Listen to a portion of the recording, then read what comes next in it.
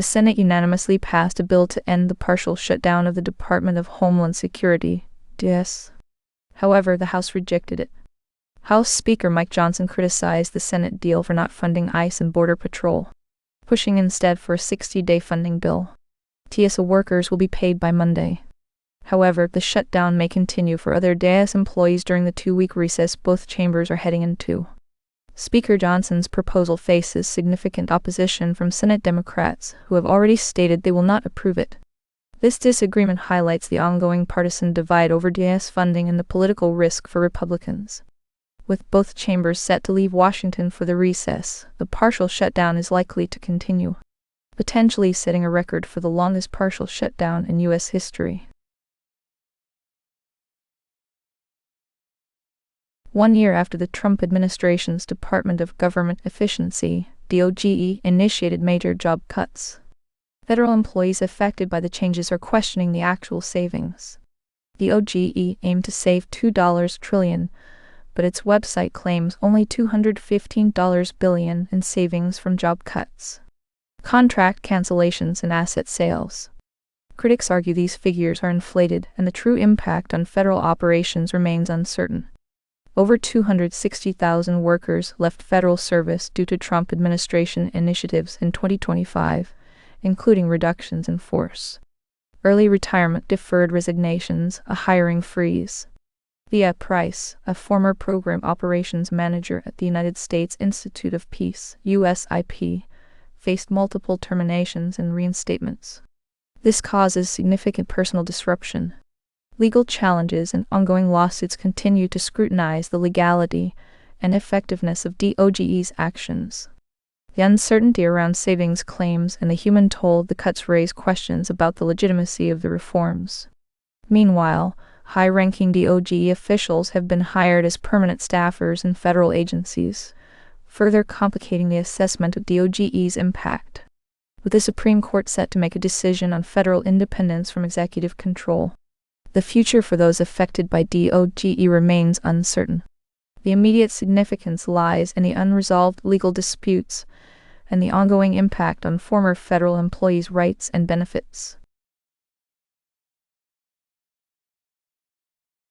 A school bus crash in Carroll County, Tennessee, has resulted in 2 student fatalities and 7 injuries. The incident occurred Friday at noon, when a school bus carrying 25 students and 5 adults from Kenwood Middle School in Clarksville to Jackson, Tennessee, was involved in a collision. The Tennessee Highway Patrol is investigating the cause of the crash, which involved the Tennessee Department of Transportation dump truck and a Chevrolet Trailblazer. 4 individuals were airlifted to Vanderbilt Health's Monroe Carroll Jr. Children's Hospital in Nashville with stable conditions reported. Another 19 people were treated at Baptist Memorial Hospital, Carroll County, though the extent of their injuries is not fully known. The school bus was en route to Jackson for a field trip when the accident happened. The crash highlights concerns over the safety of school transportation and the ongoing investigation into the cause of the incident. An Iranian missile and drone attack on Friday wounded several U.S. service members and damaged multiple U.S. refueling aircraft at Prince Sultan Air Base in Saudi Arabia.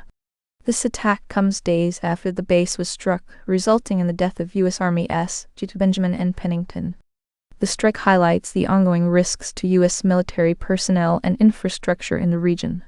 U.S. Central Command reports that over 300 service members have been wounded in the conflict. The Iranian ambassador to the UN in Geneva has agreed to facilitate and expedite humanitarian aid through the Strait of Hormuz, potentially easing tensions regarding critical supply routes. President Donald Trump suggested that Saudi Arabia and Israel should normalize ties post-conflict. This remains speculative and does not directly address the current attack on U.S. forces. The situation underscores the complex geopolitical landscape and the challenges faced by U.S. military personnel in the Middle East. Israel conducted airstrikes on several Iranian sites today, including the Khan-Ab reactor in Arak, Iran. The Israeli Defense Ministry stated the strikes were in response to Iran's continued missile attacks and the rebuilding of nuclear facilities. Secretary of State Marco Rubio commented on the situation, saying the U.S. could achieve its objectives in Iran without deploying ground troops. He predicted the war could be resolved within weeks. Iran's Red Crescent Society condemned the attacks, reporting damage to over 20,000 commercial units and nearly 300 medical centers. They also claimed that civilian areas were hit, a claim Israel denies. The U.S. has deployed thousands of Marines to the Persian Gulf, with the possibility of more forces joining soon. The United Nations and European powers are working to ensure free navigation through the Strait of Hormuz. Iran recently closed to shipping from allies of the U.S. and Israel. With no immediate resolution to the conflict, the focus remains on diplomatic efforts and the military actions that follow. A pro-Iranian and pro-Palestinian hacking group has claimed to breach the email account of FBI Director Patel. The group published photographs and documents, though most are more than a decade old. This prompts the FBI to take steps to mitigate potential risks. According to the FBI, no government information was compromised, and the timing of the hack remains unclear. The hacking group is known for targeting individuals associated with governments they oppose. This raises concerns about the security of higher-ranking officials' personal data. The incident highlights broader cybersecurity vulnerabilities and the ongoing challenges in protecting sensitive information, even for top government officials. The FBI is working to address the security implications of this breach. A swarm of unidentified drones hovered over Barksdale Air Force Base in northwest Louisiana for several days in early March. This raises serious security concerns. The incident highlighted the U.S. military's need to address its readiness against advanced drone threats similar to those seen in Ukraine. Retired Lt. Gen. Dave Dapchalat emphasized the urgency for increased investment in counter-drone technologies and strategies. Barksdale Air Force Base, home to B-52 bombers and nuclear weapons storage facilities, faced drone flights lasting up to 4 hours at a time, and this demonstrates the potential vulnerability of sensitive military installations. The incident underscores the importance of adapting to new military threats. Lt. Gen. Dapchalat noted that while the U.S. military has the capacity to respond, greater priority and resources are needed to effectively counter such threats. The security implications remain unresolved, with ongoing investigations into the source and nature of the drone activity. U.S. Army veteran Baj Mavawala was arrested on July 15, 2025. For conspiracy to impede or injure a federal officer during an anti-ICE protest in Spokane, Washington. This marks the first such charge in connection with an ICE protest, with legal experts viewing it as a significant suppression of First Amendment rights. Mavawala's arrest came after a protest sparked by the Spokane City Council president's invitation to block ICE from deporting 2 legal asylum seekers. Mavawala, who served in Afghanistan, volunteered to assist Afghan allies in immigrating to the U.S. post-Kabul fall and felt compelled to protest against what he saw as unjust treatment of immigrants. The protest, largely peaceful but contentious at times, led to the arrest of dozens, including Mavawala, several weeks after the event.